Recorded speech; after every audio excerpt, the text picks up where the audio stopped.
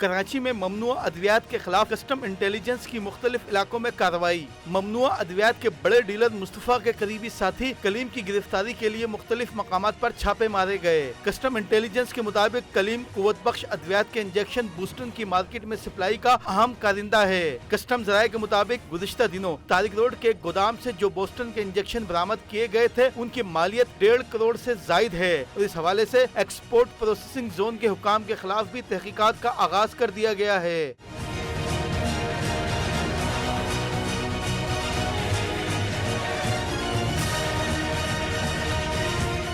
ممنوع انجیکشن کی درآمد پر حکومت پاکستان کی جانب سے پابندی عائد ہے اور عدالت کی جانب سے بھی اس حوالے سے فیصلہ موجود ہے۔ تاہم ممنوع انجیکشن کی مختلف ذرائع سے اسمگلنگ کا سلسلہ جاری ہے اور ایکسپورٹ پروسیسنگ زون کے ذریعے سب سے زیادہ انجیکشن منگوائے جاتے ہیں۔ ایک اندازے کے مطابق گزشتہ 3 ماہ کے دوران 7 کروڑ سے زائد مالیت کے بوسٹن انجیکشن کراچی اسمگل کیے گئے۔ بوسٹن انجیکشن جانوروں کے دودھ کی پیداوار بڑھانے کے کام بھی آتے ہیں، جبکہ مختلف نشے کی تیاری میں بھی انجیکشن کا استعمال کیا جاتا ہے۔